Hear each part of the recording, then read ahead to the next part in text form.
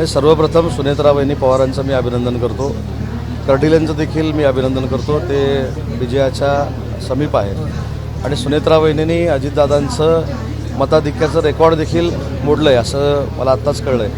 त्यामुळे महाराष्ट्रातल्या दोन्ही जागा या महायुतीच्या निवडून आल्या त्याबद्दल मतदारांना देखील मनापासून धन्यवाद देतो. आणि पश्चिम बंगालमध्ये ममता दीदींचा पराभव होणार ही काळ्या दगडावरची रेघ होती. त्याच्यामुळं मला असं वाटतं याच्यामध्ये काही नवल नाही. देशाचे पंतप्रधान नरेंद्र मोदी साहेबांनी जो विकासात्मक देशाला पुढे नेण्याचा निर्णय घेतलेला होता आणि आपला देश जागतिक पातळीवर पहिल्या 5 क्रमांकामध्ये आहे याचीच प्रचिती पश्चिम बंगालमध्ये आली आणि आता जवळजवळ 190 जागांवर भाजपा त्या ठिकाणी पुढे आहे.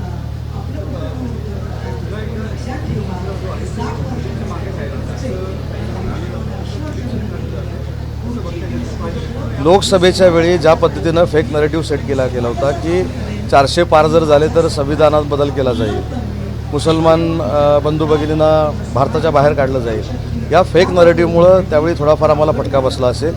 पण ज्यावेळी हे फेक नरेटिव्ह आहे हे देशाच्या नागरिकांच्या लक्षात आलं त्याच्यामुळंच हा पश्चिम बंगालचा रिझल्ट लागला आहे. आणि मी स्वतः माझ्या पक्षाच्या वतीनं महायुतीच्या वतीनं पंतप्रधान नरेंद्र मोदी साहेबांचं मनपूर्वक अभिनंदन करतो.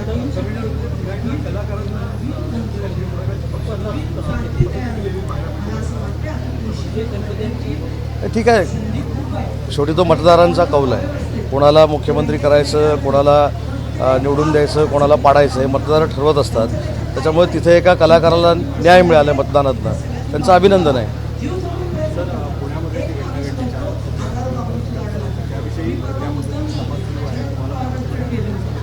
नाही, तपासाच्या बाबतीमध्ये आमची सगळ्यांचीच भूमिका ही आहे की जो नराधम आहे त्याला फाशीची शिक्षा झाली पाहिजे आणि अशी नीच प्रवृत्ती महाराष्ट्रामध्ये नाही देशामध्ये कुठेही निर्माण होऊ नये अशी अद्दल त्या आरोपीला बसली पाहिजे, ही आमची भूमिका आहे.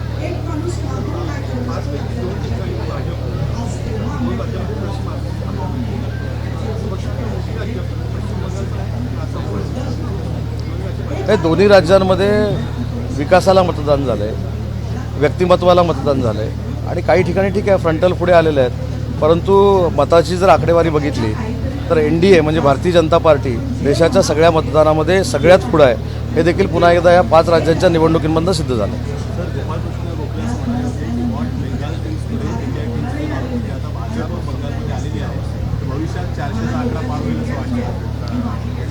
पुढं काय होईल आताच बोलण्यात काही अर्थ नाही. परंतु मी जसं सांगितलं की पश्चिम बंगालमध्ये 22 वर्षाची 23 वर्षाची सत्ता उलथवलेली आहे NDAनं, भाजपनं.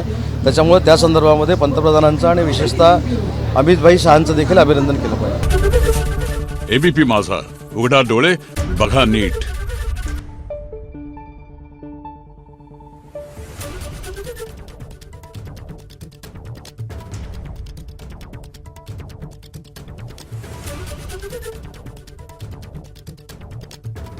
Thank you.